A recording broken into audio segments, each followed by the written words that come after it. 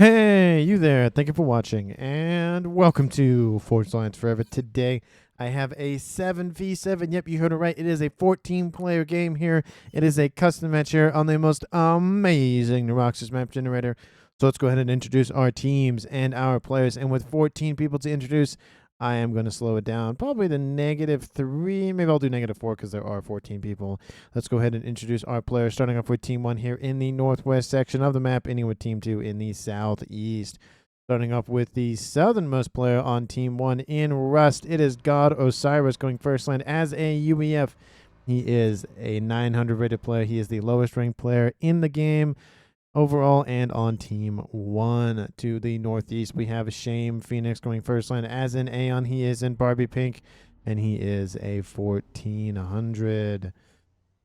Continuing on this northeastern line, we have Impact Man Yellow Stinky Joe going first land, second land, as well as another UEF here for his team. He is an 1100.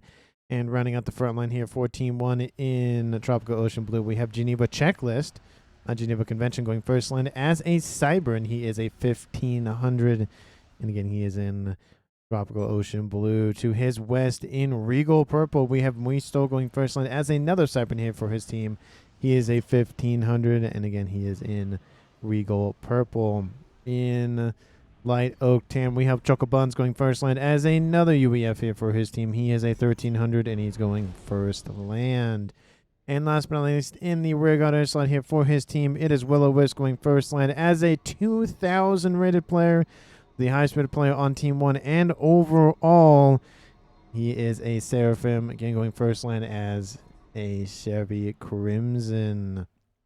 So for Team 1 side of things, for their racial makeup, they have 3 UEF, 1 Seraphim, 2 Sirens, and 1 Aeon, which means Team 1 has all of the factions represented here in this game.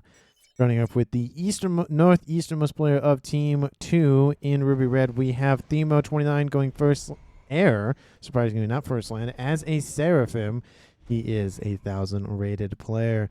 To his southwest, we have Luro going first land in Forest Green. He is a Cybran at 1500. Another green player here for Team 2. It is Emerald Green Fake XD, or Fake for short, going first line as another Cybran here. He is an 1100. And rounding out the front line here, it is the Stitch Blue player of Godzilla Potato going first land as a, I don't know what I said there, as a Seraphim in Stitch Blue at a 1700 rating. And again, he is a Godzilla the size of a potato, from what me and a couple of viewers have determined, versus a potato the size of a Godzilla, which would still be very frightening, but would feed a lot of people. To the east, as an Aeon here for his team, it is Kane going first land in Batman Gray. He is a 1600. In orange color orange here in the northeast, we have the first land player of Dorset going second, or most likely he is a UEF at 1100, going again first land in orange color orange. And in the rear guard air slot here for his team, it is the 1700 rated player here. It is Sai Zalan going first air as a UEF, and he is again tied for the highest rated player on Team 2 with Godzilla Potato at 1700 in glow in the dark green. So for Team 2 side of things, they have 2 Cyberans, 2 UEF, 2 Seraphim, and 1 Aeon, which means on Team 2 side of things, all of the races are represented, with each one being a dual major and a singular major, except for a singular major in Aeon faction. Let's go ahead and take a look at the reclaim before our players scoop it all up. Currently still on the map for 14 players, we have 48,000 reclaim, which means at the minimum, each player will have about 3,250 reclaim to themselves if it is divided evenly, which it of course never is, because what would be the fun in that?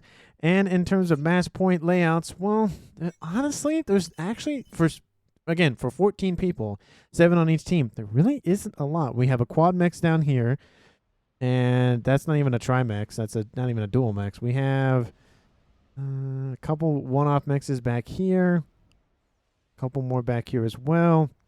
Another quad mechs over here, and kind of one-offs in the middle. There really isn't a lot of mexes, so I expect to see a lot of mass fabs and obviously a lot of RAS-COM production. So let's go ahead and speed this game up back to 0 because it is going to be a little bit under an hour. But of course, with 14 players, action is going to kick off very, very quickly. The frontline players here for both teams, except for one, are already moving to the respective sides of the map. There is a small avenue of attack through the middle of the map. It is very confined. I do not imagine to see maybe an experimental could fit, maybe a chicken. I don't know. I'd have to maybe watch that. I don't know if that's enough room. Maybe it is.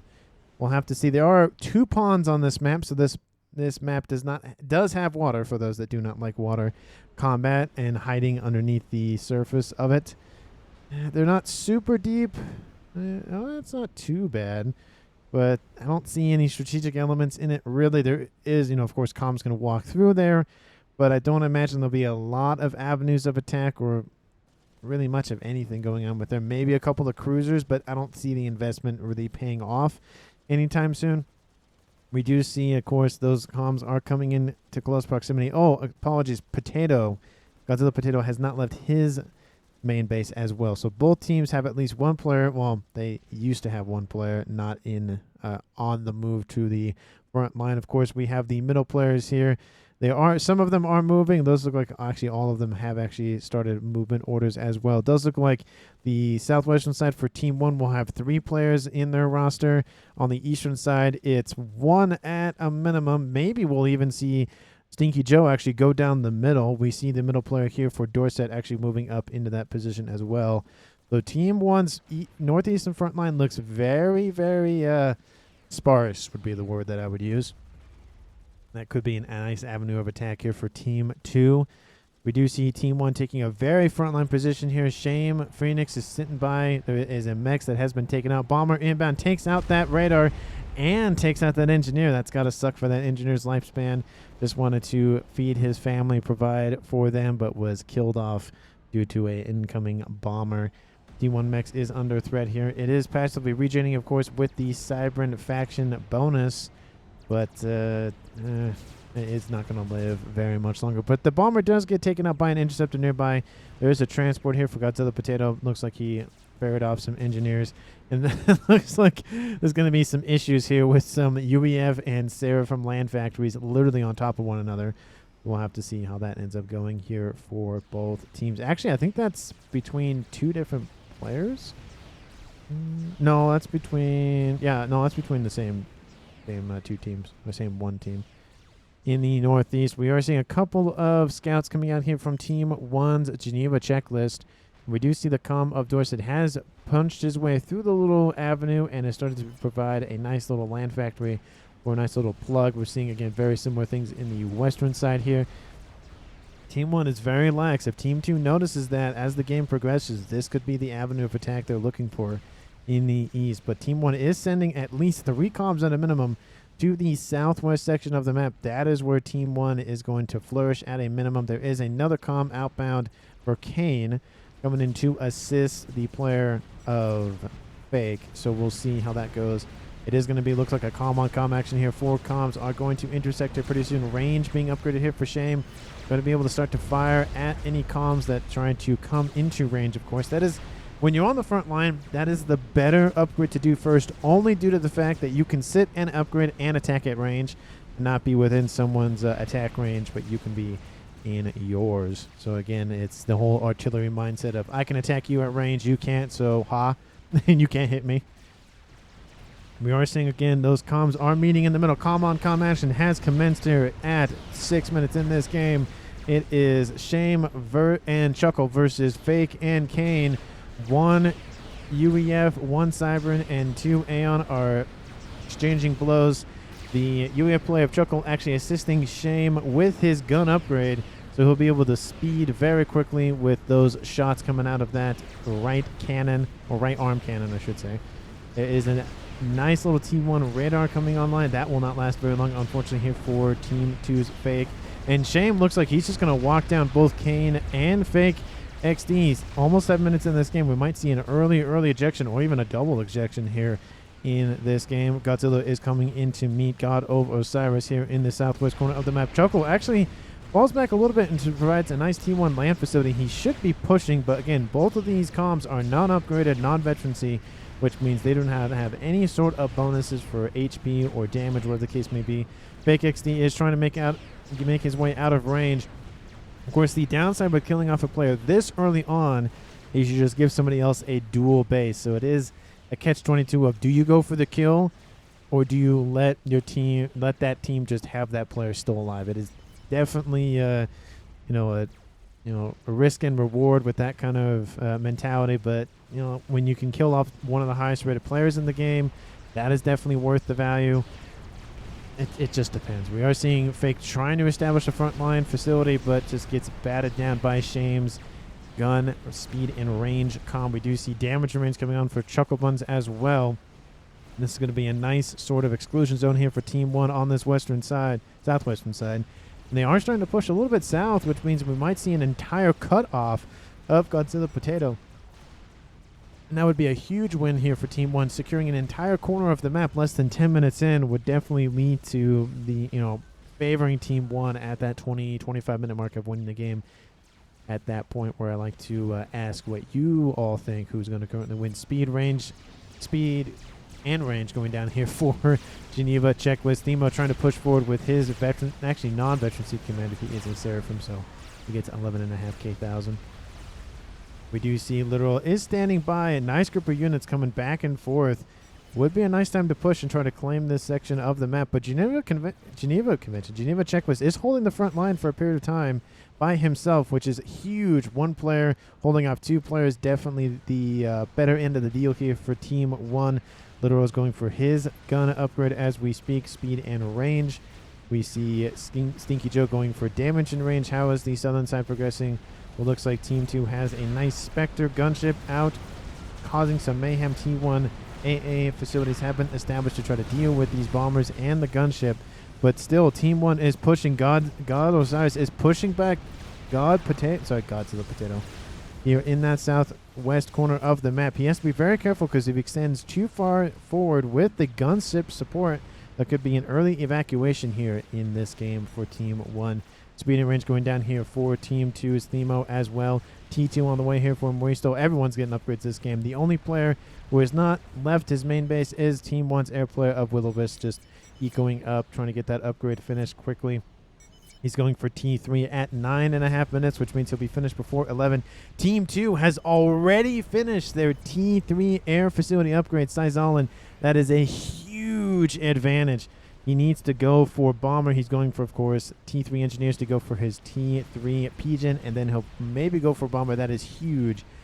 It looks like Godzilla Potato's having some discussions with his teammate about what's going on with that or something. God of Osiris is going for a gun upgrade. Kind of far forward. He might get it. There are some bombers overhead dealing some damage to him. That's not going to feel good. Team 1 strikers are inbound to come and assist him. More of them are inbound as well. He's at 53%. He is dropping into the yellow. Bombers are taking out the one-off units first and then going to go after the comm. God of Godzilla Potato is just raining fire down to those supporting units. I think God Osiris might finish that upgrade, but T1 artillery was firing at him at a period of time. He can't wait. Does he cancel it? He canceled the upgrade. He actually probably could have finished that, and we have Team 1's Shame Phoenix, especially with him coming in to assist and trying to bottleneck Team 2's Godzilla Potato. This could have been huge had Team 1's God of Osiris actually kept the faith and kept going on. But again, you worry about dying off that early, that sort of thing. Thanks a lot, Team says Godzilla Potato. I think that's what he's talking about. He's being double teamed at the current moment. We have Choco Buns moving forward with his gun upgrade. Fake XD doesn't have any sort of upgrade, but it does look like he might get some veterancy once he kills up that Asylum T2 mobile shield generator. In the northeast, there was some conversations had between Themo and Geneva Checklist. I keep saying Geneva Convention. And it does look like Themo is making some progress. I would love to see more assistance coming out from Team 2's Ludo to keep pushing this side of the map. You could see he has a decent amount of forces and can easily just cut through the front lines and actually try to isolate the comm of Geneva in this northeast corner, cut off his supply lines, maybe take out his main base, maybe just take out something, and try to just disrupt the flow of combat in that place, in that corner of the map. Gun speed and range going down here for Fake. Very far forward. Not really the best idea here. He will cancel that upgrade. And with losing 200 hit points per shot, Team 2's Fake might be the first evacuee, but Godzilla Potato, of course, is cornered in the map, and he's going directly to the edge of the map. Transport is laden with a couple of T2 engineers for some support. He can't be carried by a T1 facility, but that gets controlled. Oh, that gets taken out by that T2 mobile air. Oh, this doesn't look good. He needs to drop soon. There is a mobile AA artillery nearby. If that takes out that transport, that is going to hurt Team 2 with the death. Oh, he does make it out of dodge. Kane does come in and support. Oh, will he drop? Yes, he will. Team 2's Godzilla Potato is in the corner of the map saying, come get me. We have Kane has dropped in front of Shame. Shame is now in a 2v1 scenario. Shame is going to just try to blitz down Godzilla Potato's calm. Kane is in the green now. He was in the yellow for a couple seconds. He has gun speed and range and a shield upgrade. But Godzilla Potato is going to die here. There's no way out of this for him. God of Osiris is coming in to assist. And this might be a murder-suicide times 1, times 1.5. Godzilla Potato is going to go down here. There he goes. Shame is going to go down. He's in the red. The unfortunate thing is if Shame goes down, he needs to get at a range of God of Osiris. It could be a double kill here for Team 2. And Shame is going to go down. There he goes. Now it's just God of Osiris versus Kane. And that's it. It is a murder-suicide situation here for Team 1 and 2. Both teams have lost a player. Now Team 1 is going to lose a second player here. God of Osiris is dropping into the red. Sub 1,000 hit points. Kane is in the yellow still at 4,300. And there God of Osiris goes. It is a double kill here for Team 2 at 13 minutes in this game. Team 2 at 6 players left. Team 1 at 5 players left. Everything it does get handed over to, let's see, Team 1's Will-O-Wisp. He does get control of this base owned by Shame, and he'll probably get the southwestern edge as well. Huge grab here. He baited me, says Godzilla Potato. But still, if you can come out of a situation with 2 kills versus 1, that is definitely the better end of the deal. Of course, T1 units are trying to just flood that calm of Kane. Kane is waiting for that shield to recharge. It needs to get back up to full health before it can activate. Team 1 strikers and tanks and whatever have you are trying to surround him. Kane gets a nice rank of veterancy to stave off the incoming hit point losses, but he's dropping below 1,600 hit points, 1,500. Will he make it out of dodge? T1 bombers coming in to assist T3 ASF as well to come and assist the bomber support. Kane has, he has been able to activate his shield because it is fully repped up. So he will be perfectly fine for now. That was a very close call here for Team 2's Kane, but he will make it out of dodge. Team 2 is also facing some sort of some beat down here by Chocopuns. He's being tickled at the current moment. He's actually a 3-star veterancy. He's doing pretty well for himself. And we have Fake going for that gun speed and range. He does have 1 veterancy as well. In the northeast corner, it's still a back and forth there between Geneva and Nemo. Nemo pushing with his units, and of course Geneva doing the same thing. T2 servers are trying to be built to deal with this T1 spam. I don't see a lot of Ilshis yet. I won't be surprised to see some pretty soon. Nope, there's one. There's one over here just hanging out, walking to the front line. God of Osiris is trying to assist his team members, saying, hey, there's facilities here. Hey, this, that, and the other thing. Of course, T3 is going on the way here for Will-O-Wisp to get some nice hit point boost, and of course that engineering suite on board. He now has 3 bases and is now at 220 mass income for himself, which means Team 1 total is at 602, Team 2 at 700. Team 2 is winning the mass income game by about 100 mass a second, but that can, turn very deadly as Team 1 tries to gain back territory that they almost gained.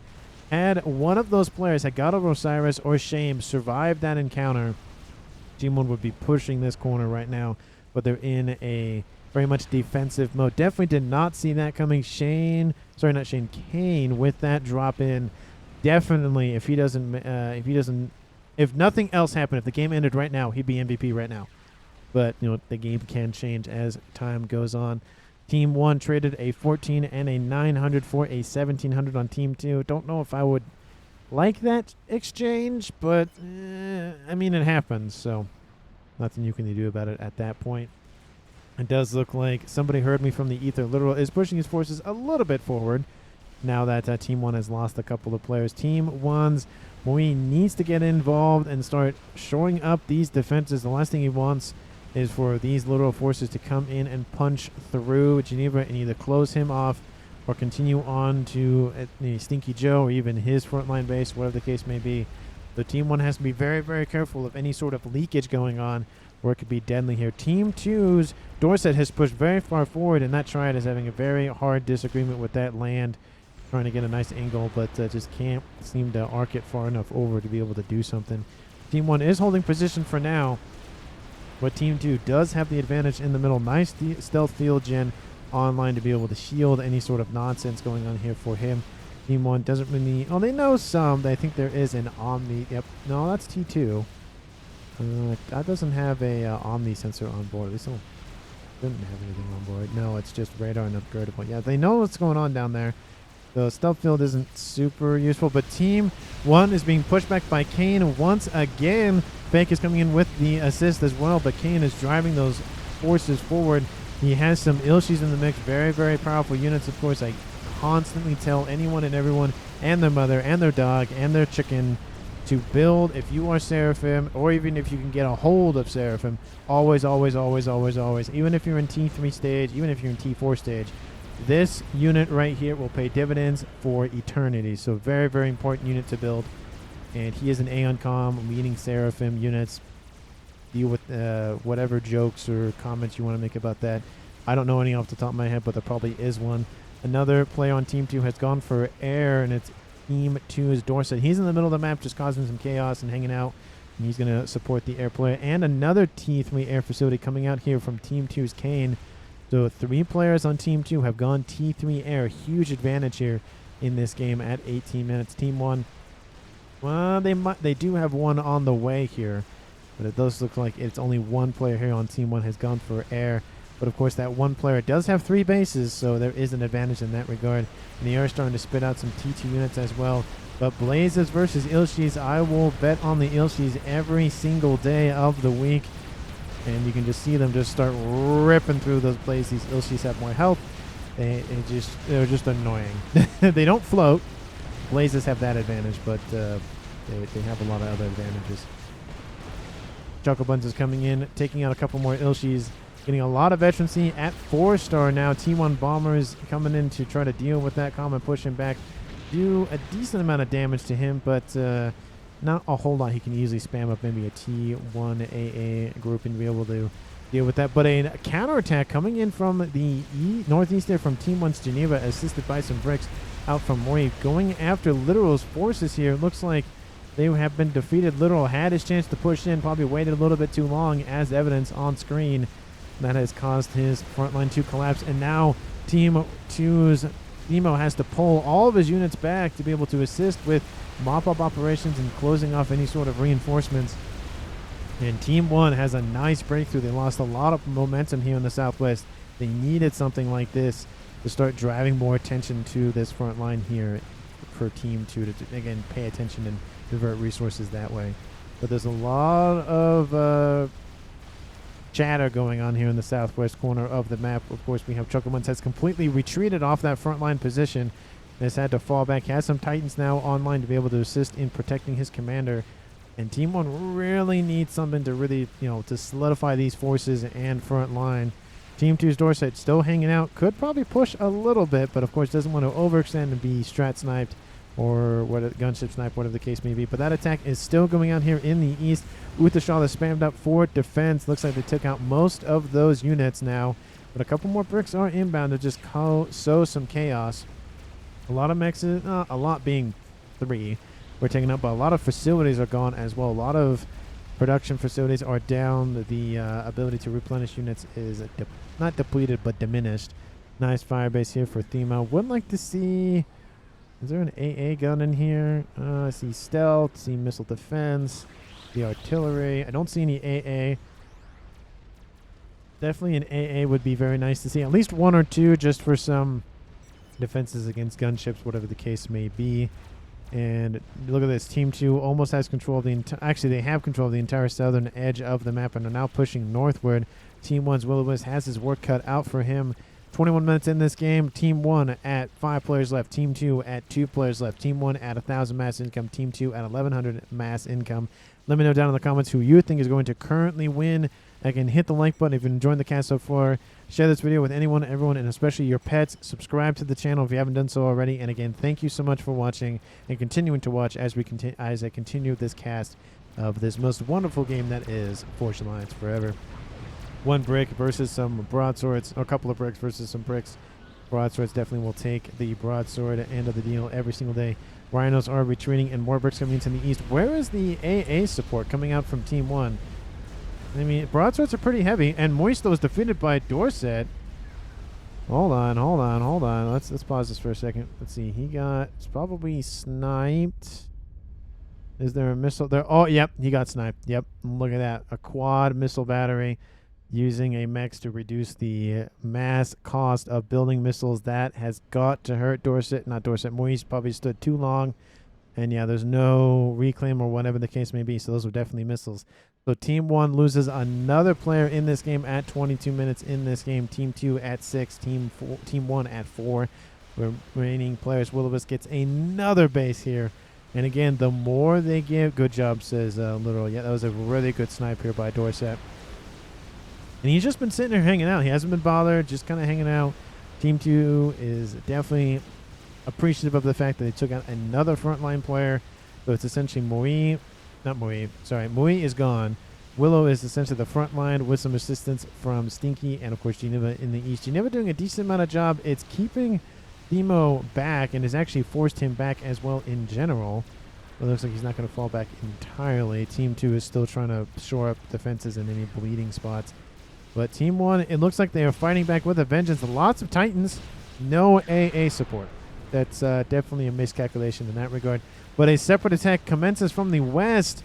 And with all these Titans out of position being attacked by Spectre gunships with free damage essentially, the western edge here for Team 1 is starting to collapse. Actually, it has collapsed, and it's continuing to collapse. Bases have been built here in the east for some triads and whatnot, but there's not a lot of defenses that are being built as we speak. There is a couple of Perseus coming on the scene. More of them are being defeated as time goes on, but of course, Perseus can only last so long against the horde that is those Ilshis. They're pushing forward. It takes, I think, 2 shots at, I think maybe 2 shots or 3 shots at full health for a Perseus to kill off a Ilshi, but it's not looking good here. Those Titans are coming back, but a lot of them have been killed off. ASF coming in to deal with those gunships. But most of the defenses are down. T1 PD trying to be spammed up. T3 land headquarters is the main target here on this western edge of the map, and it is going down. Support trying to keep it online. It's not going to keep it online, unfortunately, and there it goes. It is dead in the water. The Titans come in at the very last second. Needed them about 20 seconds sooner. And that the rest of those will be mopped up pretty quickly, but that is a huge loss here for Team 1 on that western side. Look how far back they've been pushed. The quad mech position here that Team 1 has owned for a while is completely barren. Now we just have a tiny little missile launcher shooting at a AA defense. Team 1 needs some sort of break in Team 2's defenses. This eastern edge does look like the opportune way to do that, but it's definitely not looking good here for Team 1 at 24 minutes in this game. Early satellite coming online here for Sai. He wants to end the game sooner rather than later. Team 2, just more air grid. Let's see. Air grid as well. 3 air grids coming online. No, that's really about it. Of course, this Firebase still just hanging out. A lot of engineering drones to be able to support. Dorset might be going for a nuke. Mini nuke on board that commander. He's building an SMD in the middle of the map, very far forward, to be able to cover his allies very, very front line and deal with any sort of nukes that might come up sooner rather than later. But those look okay. Rascom starting to be gated in here pretty soon. More and more pigeons are being built.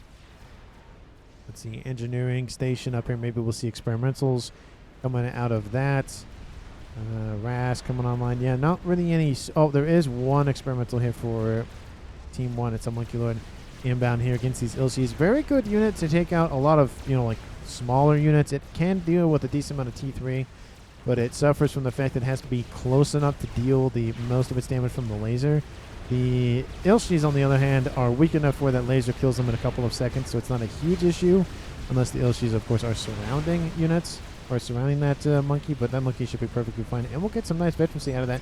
But Team 1 got sniped here. Geneva is defeated by Dorset's T3 broadsword gunships. Now it's another kill on Team 1, dropping this game to a 6v3 in favor of Team 2. Always love it when air is brutally lost, says Geneva. And with 3 players on Team 2 devoting to air support, it makes a huge difference. Both of these other, the other air players here, I should say the orange player of Dorset and the gray player of Kane, are just building gunships and giving all of their ASFs over to one player, almost their ASFs to one player, essentially assisting him in producing a high amount of ASFs faster than their opponent. But the ASFs for Team 1's, we are actually cheering through all those gunships, have actually gained air control for the most part. I wouldn't necessarily dominant's best time to go walking around, says Dorset, because those gunships couldn't just kill me anyways, regardless of where my ACU is. Yeah, just saying, hey, they couldn't just do it anyways kind of thing. But that is now definitely a huge loss. Mui has control of the entire front line and the air. The only little spot that one other player on Team 1 has is a middle spot here for Stinky Joe. And the other player left is UEF's Chuckle Buns. There we go, man. Struggle to say that name. Sizon builds an experimental. That is the satellite. It is online. 26 minutes in this game. That is huge here for Team 2. Long range tactical lasering from the lower atmosphere. ASFs constantly burning through. This Monkey Lord has chewed through a lot of infrastructure here for Team 2. And the Monkey Lord is still decently healthy. It's in the yellow. It's in actually the mid yellow, to be fair. There are some options coming in to deal with that Monkey Lord. It is going to be chewed through pretty quickly, but there's a lot of Utashadas in defense as well as more being built as we speak. ASFs really keeping their eyes on this thing, wanting to use it to the maximum it can. The entire northeastern corner now, except for a couple of engineers and a radar, is completely barren now. We have the ASFs there for Team 1's Willow just barreling in, taking out anything and everything. Broadswords are inbound, restores with their AA missiles. Very, very annoying. And now Themo is being chased down by that Monkey Lord. Willow smells blood. He wants to go for that kill. ASF's doing a ton of work, taking out most of those gunships. The restorers come back to assist that gunship. That broadsword is still online. Bricks coming in for support. There is some flak in the area as well, but that's been mostly dealt with. All of the broadswords, except for one, are dead. Almost all the ASFs for Willow are gone as well. But Team 1 has dealt a serious blow. It's essentially knocked out Themo of this game. He's currently sitting at 1 mass income. Team 1 is actually in the lead for mass income at 1.5 versus 1.4 coming out from Team 2. Fat Boy in the middle of the map forces these units back. Great use of tech, of course, because it's very hard to get to. Can shoot over things very easily. Very good move coming out here from Team 2's Dorset. Has done a very good job tactically in the middle of the map. Kane still pushing on the southern side. Of course, Izon just is sitting there with his ASFs and whatnot. But Team 2 does have their own Monkey Lord. Themo did take some damage, but he's perfectly fine, and the last brick has been dealt with. But Team 1 has done a serious job of pushing on that eastern edge and not letting up. Team 1 has to have a plan to deal with that satellite, or it's not going to feel good. It is starting to come overhead and starting to take out those mechs. Shields are starting to be built to protect those mechs, but the engineers have been killed off before they can do so.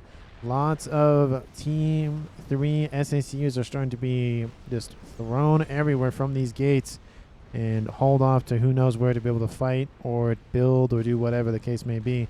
Team 1 is mounting a nice counterattack in the west. They're trying to prevent Team 2 from grabbing the quad mech's position, but I don't think they're going to keep it out of their hands for very long. Closing in on 30 minutes in this game, and of course that's when I mentioned players should probably think about how to end the game. Team 2 does have an idea, at least one player does, in building 2 satellites. One is already finished, the other one is currently under construction. No artillery as of yet. We haven't seen any sort of experimental except for monkeys. Oh, and a Fat Boy, to be fair. There is that monkey over there to the east. That will be a great boon here to Themo for that mass from the Monkey Lord. Definitely going to be used to rebuild all the everything here. Lots of mass currently on the field. Most of it actually residing on Team 2 side of things, just due to the fact that that's where most of the fighting has occurred for the last couple of minutes. 157,000 mass, most of it, like I said, on that eastern edge. And a large horde of bricks and T2 bangers. The AA mobile flak going to be used to be able to prevent gunships from being annoying.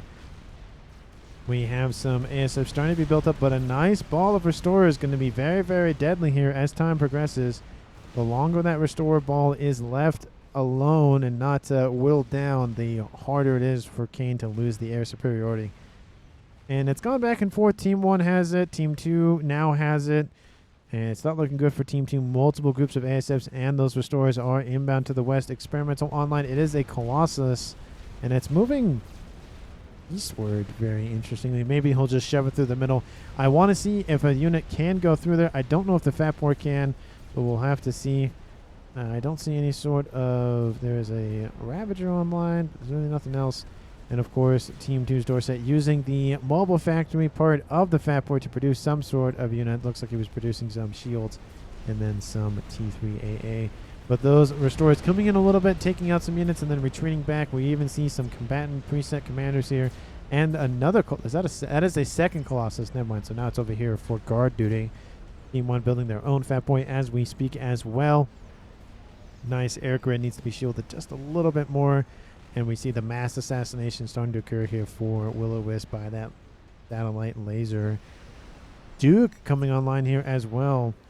So for Team 2's Sai Zalman, he is the main driving force for ending the game. Everybody else is trying to force everyone back. Not necessarily the normal way, but just the land or air. I was going to say sea. There is not a lot of sea, so land and air.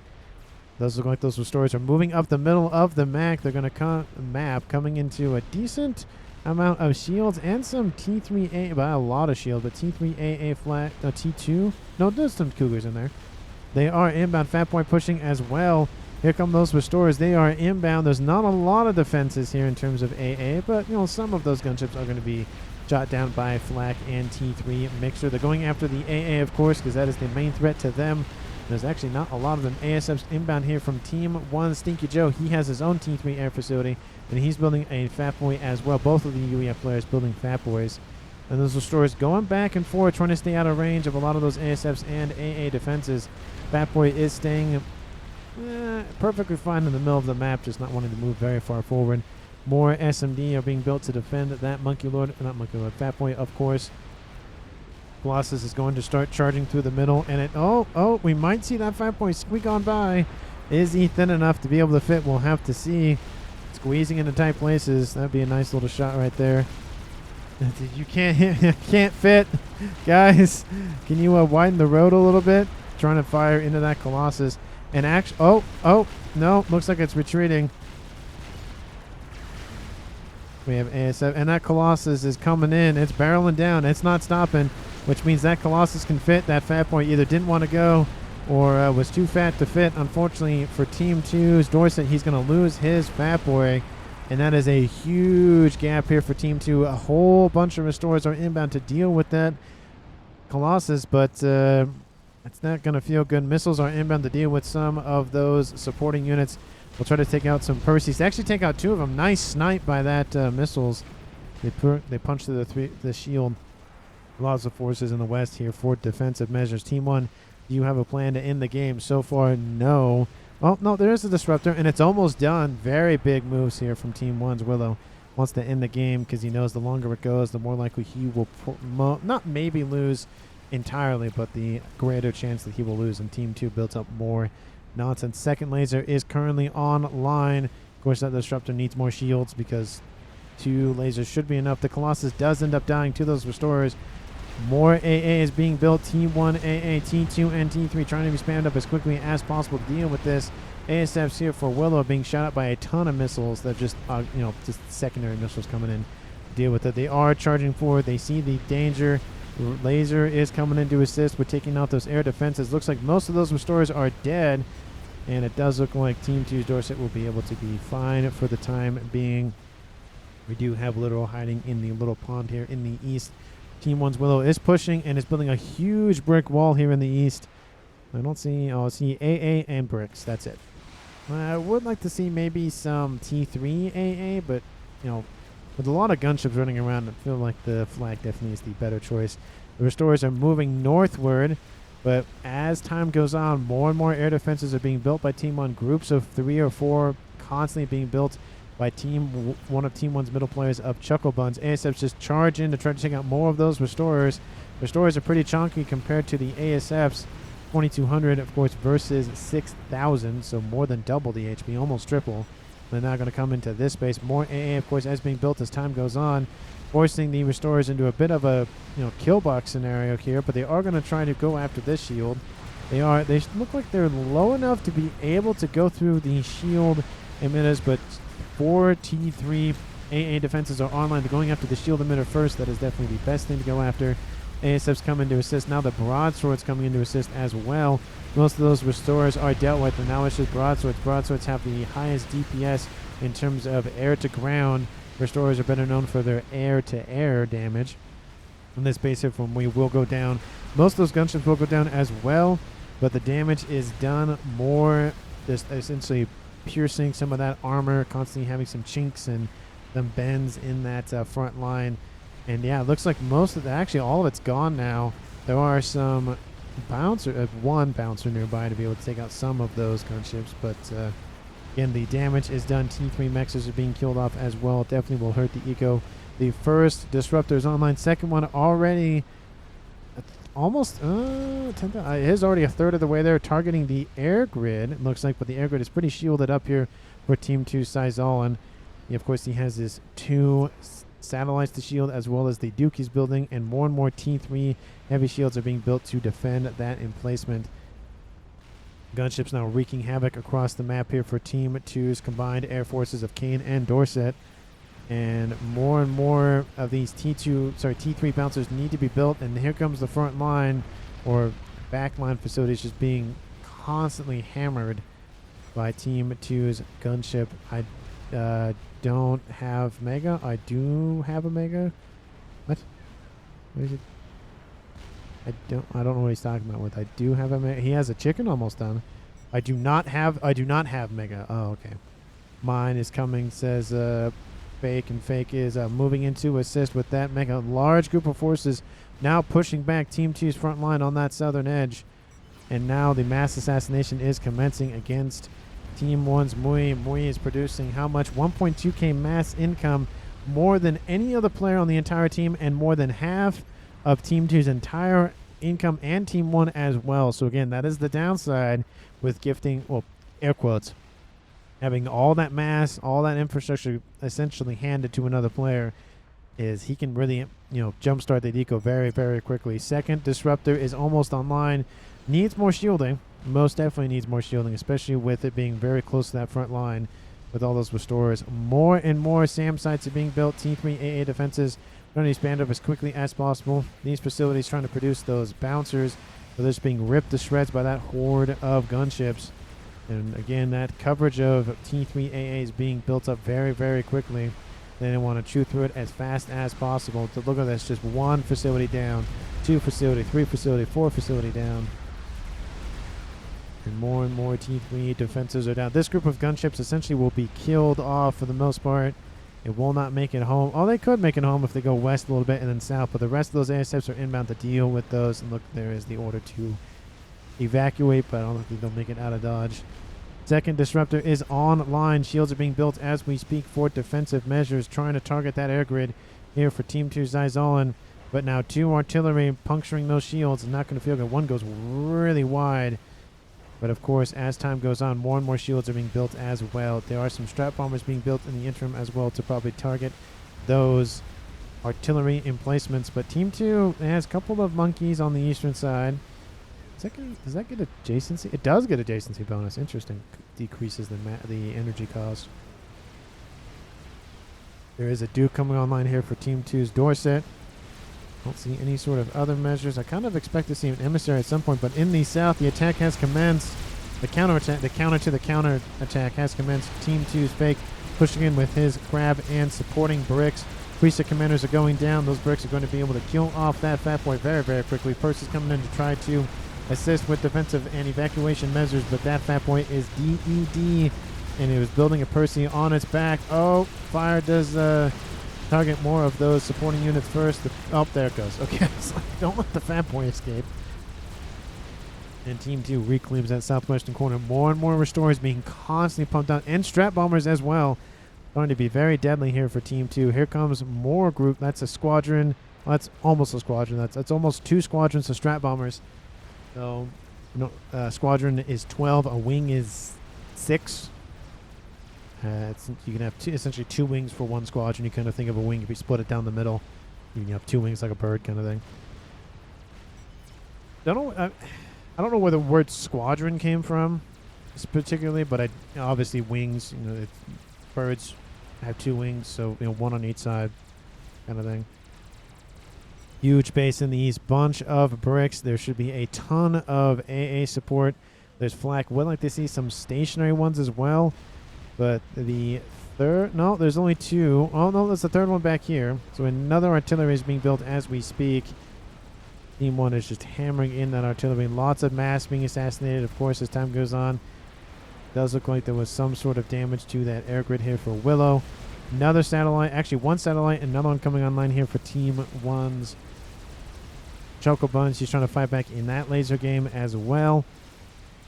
And those strap bombers are building. I don't see any attacks as of yet. Those strap bombers, I think, where'd they go? Oh, it looks like they came and went. One disruptor is going to go down here pretty shortly. There is a monkey for defensive measures. Shield comes in. The looks like I missed it. Apologies for that. Only one group came in, though. So that means the artillery is almost online. They should have probably come in with the other ones here from Team 2. Team 2 Sizolan, but definitely missed opportunity in that regard. Still mass assassination operations are coming underway. Needs more shielding, of course. Yeah, it did look like the strap bombers came in from the east. I think they've already been scooped up. Yeah, look, there's their wrecked bodies right here. Probably needed that other half, a squadron or almost squadron, to be able to come in and deal with that. But looks like the attack on Team 2's Dorset base is not feeling great. There goes a nice chain, taking out most of the facilities, and then it takes out the other hit points for the Duke. That air grid is down. Well, most of it is down, at least. Dorset says, gosh dang it.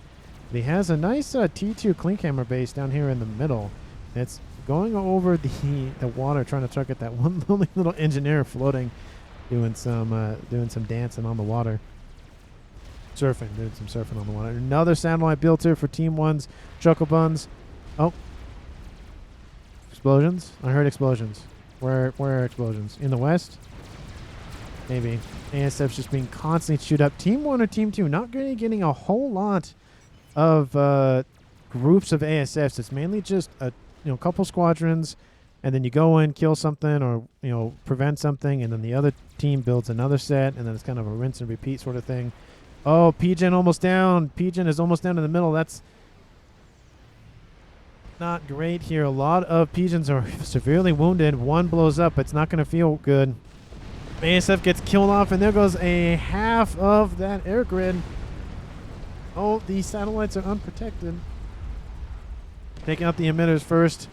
Oh, it's going to hurt. How is Sizolan's energy? Oh, it's depleting as it goes. Oh, trying to manage it. It's not feeling good. It's going to lose all of coverage here pretty soon. I'll keep track of him. Attack in the west still commencing here. Team 1 trying to hold that attack off while the artillery deals with this air grid. And there it goes. Target the PGens. Target all of the nonsense. Looks like he's getting his energy situation under control. Looks like he had to stop spending something. There it goes. It got fixed.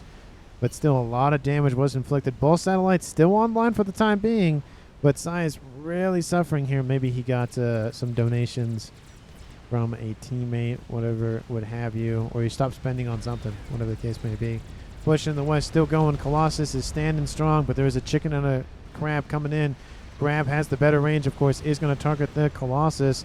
But there are some Ravagers railing into the side of that crab. And the Colossus needs to engage the chicken.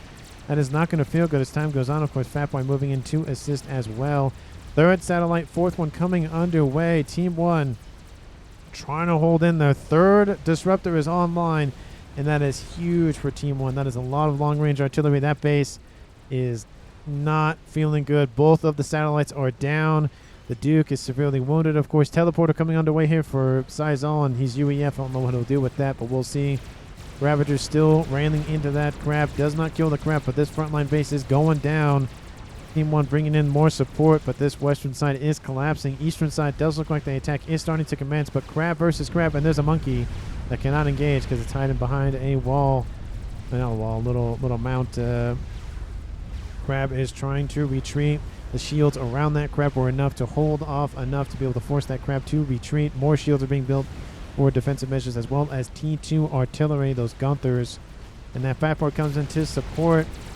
Colossus is actually going to retreat in the face of it, and don't blame him for that, because there's a chicken and a crab in the mix. Lots of AA support coming in, as well as some restores as well.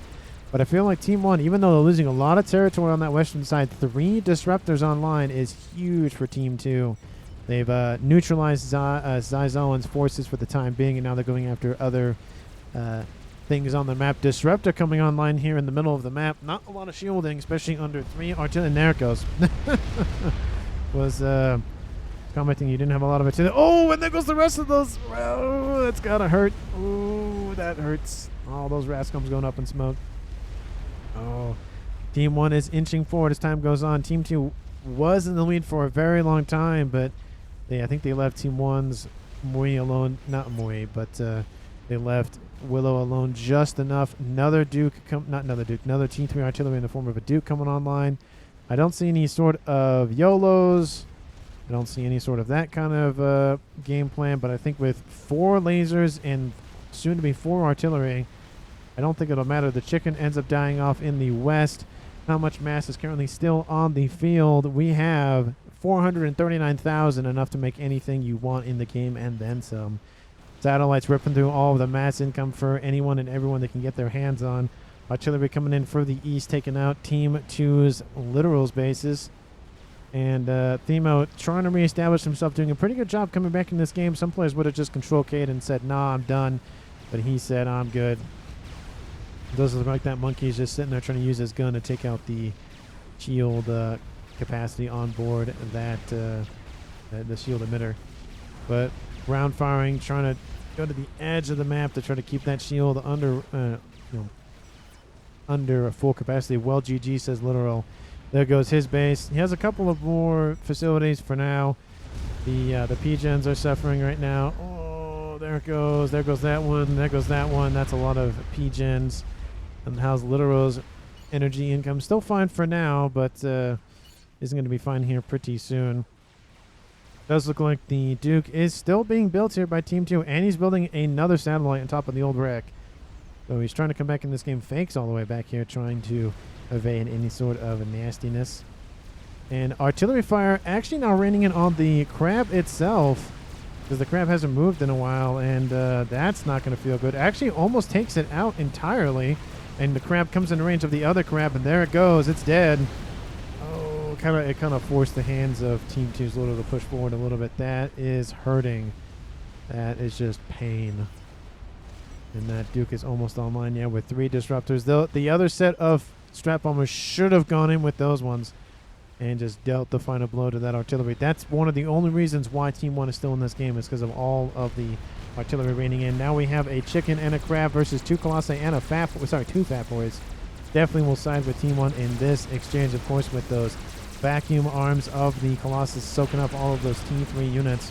There are some engineers trying to be grabbed as well, but I don't think the Colossus really want them. Crab is going to try to get out of range, but it will die off.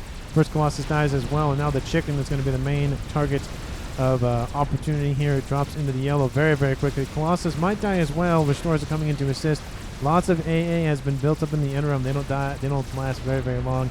Colossus will die, of course, and then crush that brick it was holding. But that is going to hurt Team 2's efforts to push against Team 1 on that western side. And yeah, the artillery is just not, it's not feeling good here for Team 2. There it goes. It's just impacting everywhere. It took out the Duke that was either finished building or almost was done building. Team 2 needs another artillery piece to be able to fight back. I don't know where they're going to put it. I don't know. Teleporter online here for Kane. Satellites surrounding. There's a nuke launcher online. Haven't seen one of those in the entire game. Mass fabs being assassinated as we speak. Lots of mass fabs being targeted at the same time, actually. That's going to hurt Literal's eco, of course. Satellite is still under threat here. Lots of P-gens not under shielding. Oh, there is one Seraphim, couple of Seraphim shields now being built for some extra protection, but I don't know. Against, again, 3 artillery. 4 artillery, excuse me. Actually, one's going another way. That's not going to last very long here. Dorset's still in the middle of the map. Hasn't really moved from that spot. Just hanging out. Microing whatever he can. Teleporter is done for Zyzolin. Wonder where he's going. Hasn't been given the order to go yet.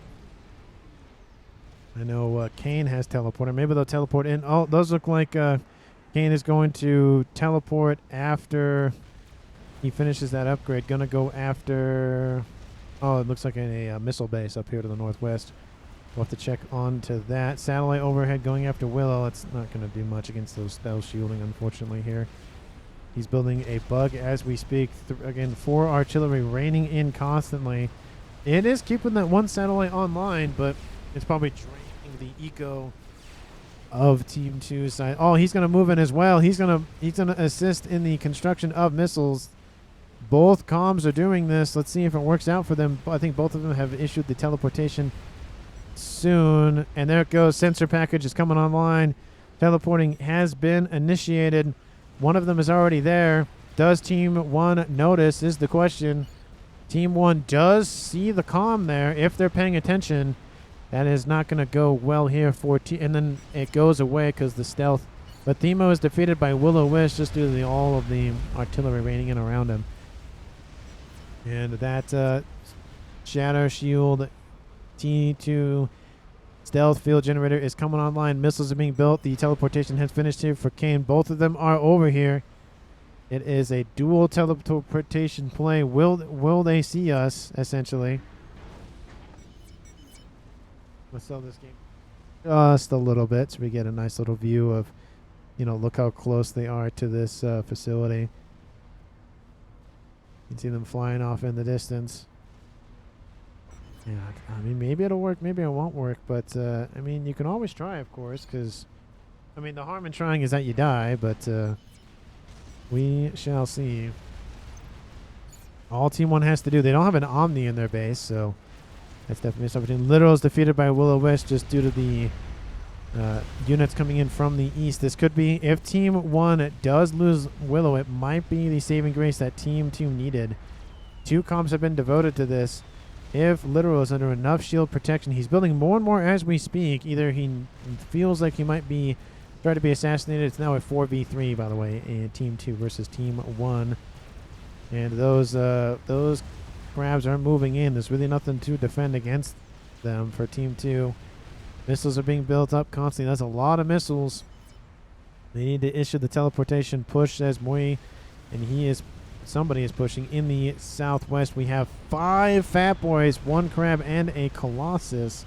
That's a lot of artillery pressure is what that is. Now the artillery focused on Fake's main base. That's going to hurt here pretty soon. Missiles, I'm just trying to watch for those missiles. Awasar Bomber is being built and actually trying to be lasered at the same time. They need to build all of those missile silos and then teleport out of there, because if they stay there, both of them are dead. Oh, explosions are happening everywhere. Rascoms are dying. Of course, the satellite is still online for the time being. Nah, my hives can't recover shields. Can't recover them. They can assist in, you know, regenning the shield capacity. But if it's out, if it goes to 0, missiles are away. Is it going to be enough? Missiles are away. Missiles are inbound. Are puncturing the shields. Will Willow notice? Oh, there's a lot of missiles. Willow, you got to notice. Oh, there he is. He does notice. That is it. The missile attack does not work. He's going to get out of... Oh, does he move enough out of range? Oh, he does. Oh, that's going to hurt. Team 1 noticed too soon. GG says Zyzolin. He knew it's over. And there they go. Will it be enough? Do they see us? And now the artillery start running in. Zyzolin just control case because he know the snipe didn't work. I mean, if he teleported over here, it would have been spotted very, very quickly. That was the only spot on the map that it really would have worked. And everything transferred over to Kane. Kane either teleports out of there or... Yes, he does. He teleports out of there. It's now a 3v3 game. And the attack on the west is commencing. GG says Fake. His base essentially up in smoke. He will control K. The crabs are inbound. We have a Soul Ripper moving in to deal with the rest of this. Satellite actually, when it's transferred over to somebody else, actually dies and then gets reassigned. It's now a 3v2 in favor of Team 1. Actually, missiles still raining in, trying to still go after that comm. They're actually going after some other facilities as we speak. The satellites are being targeted, and actually they're not targeting those. They're trying to target Chuckle. SMD is being assisted by him. But missiles still raining in constantly, though. Trying to take out anything and everything, but SMDs are being built trying to go after SACUs. Do a decent amount of damage to the other ones, but I don't think it's going to be enough. We have some of those bugs coming in to deal with the rest of those missile launchers, but it was a good attempt here by Team 2. I don't know if it would have won them the game entirely, but it would have done enough chaos to at least slow this advance, at least at a minimum, and then had some breathing room. But now the attack coming in from the east and back to the west. Team 2 is being pincer maneuvered in the south edge of the map. And now more bugs are inbound here against Dorset. Dorset is gonna, has been here essentially the entire game. He's not feeling well. His shield is collapsing around his personal self. Artillery is raining in on him as well. Dropping into the yellow, more explosions in the distance. Artillery raining in from those disruptors.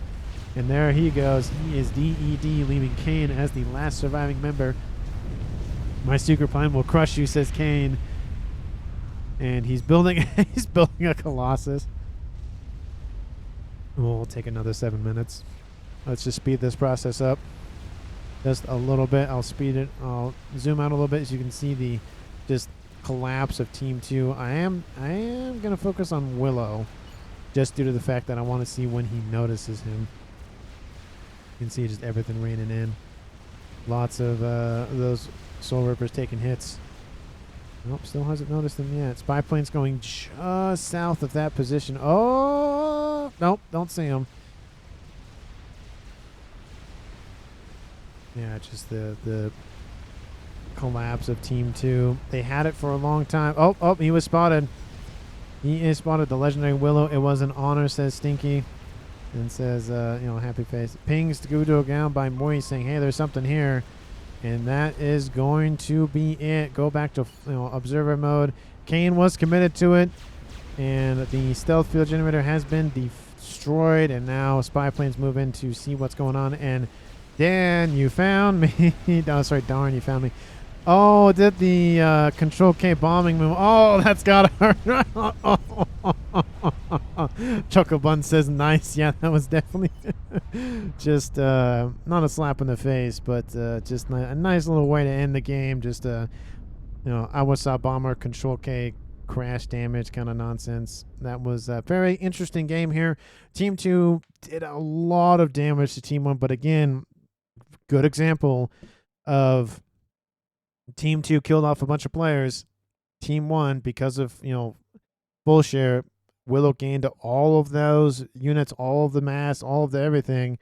And he held on long enough with his supporting players.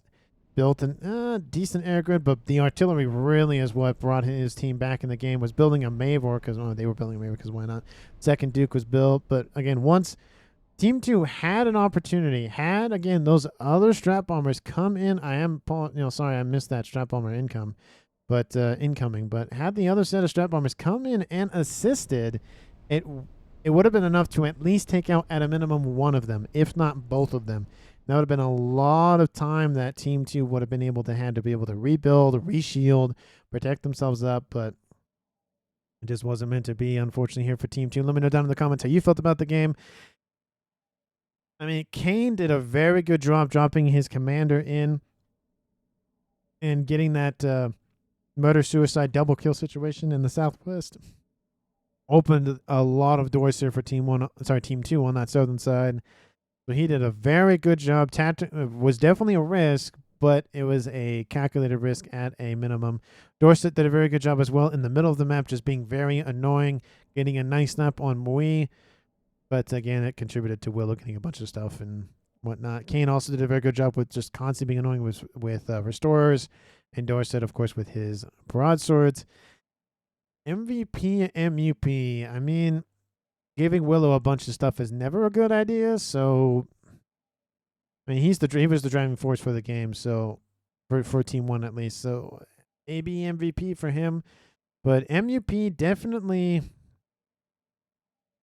Oh, let's see. We had Stinky left online. Stinky did a good job holding the middle of the map, not letting Team 2 come in through that avenue. Of course, he assisted with building a Duke as well, build SMDs. We had a bunch of satellites built, and then a second Maverick, because why not? Jocko Buns was very solid on the southern edge, doing a lot of defensive measures, tried to punch the forward early on, had to fall back. Did a very good job holding off that front left line in the west. So he was 1,300. So yeah, maybe he deserves MUP because he gets a couple hundred more, maybe at least 100 more hit point, 100 more rating points on his rating. But let me know down in the comments how you felt. Again, MVP, it almost defaults to Willow just due to the fact that, again, he was the driving force for Team 1 and, of course, the reason why Team 1 won for the most part. Let me know down in the comments how you felt about the game. Hit the subscribe button, hit the like button, share this video with anyone, everyone, especially your pets. And again, thank you so much for watching. I really do appreciate the eyeballs and the attention and the comments. Thank you so very much. And I will see all of you in the next one.